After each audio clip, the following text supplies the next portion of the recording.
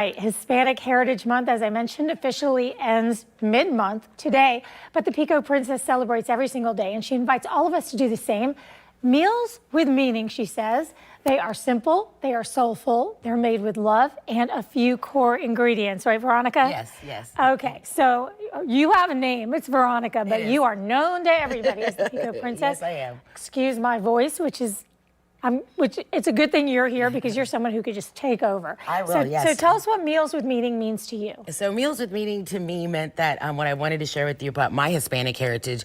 I'm a Tex-Mex. That's what I consider myself. We call ourselves Texicans. Back in the days of the Alamo, the Mexicans that wanted to flee the pressures of Santa Anna went and fought at the Alamo with Texicans, and they coined themselves Texicans. So that's where that term comes from. So when somebody asks me what my heritage is, it's a Texican. And a big part of that is pinto beans. Every time you walked into my mom's house or my grandmother's house, there was a big pot of pinto beans going, because pinto beans were served with basically every meal. Every meal. Breakfast too? Breakfast too. For example, this would be a breakfast right here. We have our scrambled eggs, papas rancheros, and then beans, pinto beans. And papas rancheros, simple. Potatoes, onions, tomatoes, and a little bit of jalapeno. Seasonings to let you like. Of course, I'm always going to use pepper and salt and cumin.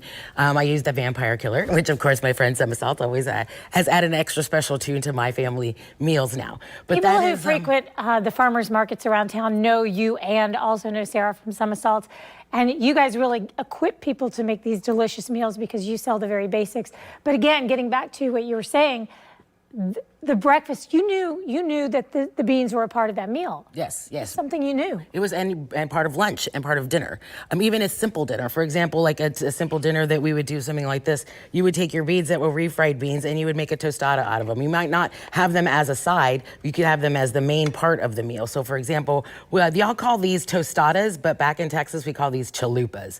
And so oh, really? Yeah, that's what we call them. Okay. We call them chalupas. I thought it was funny that was tostada here. I was like, what's a tostada? But it'd be something as simple as bean and cheese, right? Or bean and cheese, and then some fresh shredded lettuce.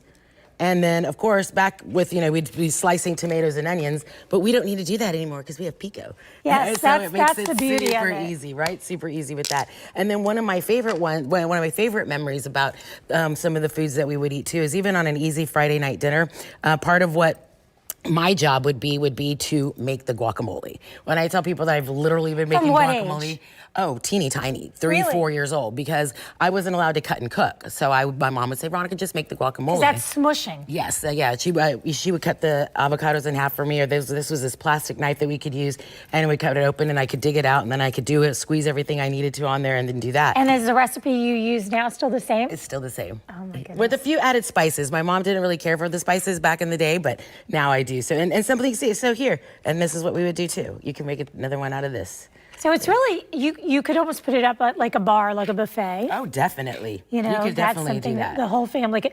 But again, it's so interesting to me when you talk about heritage and what people grew up with. These are the kind of things that you just know they're going to be in your fridge. They're going to be ready to go. The pot of beans is on the stovetop.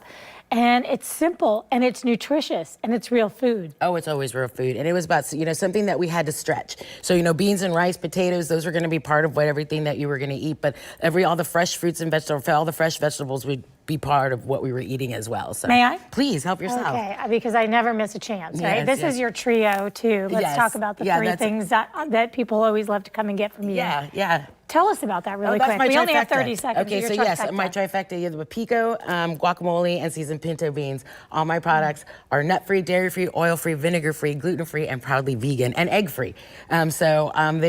Everybody can eat them, and you can enjoy them in several ways, but the trifecta is definitely a flavor opportunity experience that you should have with me at a market. Thank you for sharing your story for Hispanic Heritage Month, and we just love it, and we love you. Thank you, Eden.